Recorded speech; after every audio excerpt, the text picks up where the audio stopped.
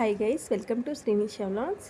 ఈరోజు మన ఛానల్లో సింపుల్ అండ్ ఈజీ వేలో హెల్తీగా dry fruit chocolates, dark chocolate use చేసి ఎలా ప్రిపేర్ చేసుకోవాలో ఆల్రెడీ నేను లాంగ్ వీడియో అప్లోడ్ చేశాను. ఈ వీడియో కింద లాంగ్ వీడియో లింక్ ఇస్తాను, తప్పకుండా క్లిక్ చేసి మీరు కూడా ఇంట్లో ఇలానే హెల్తీగా ప్రిపేర్ చేసి ఎలా వచ్చిందో నాకు కామెంట్స్లో చెప్పండి. ఇలా చేస్తే హెల్త్కి చాలా మంచిది.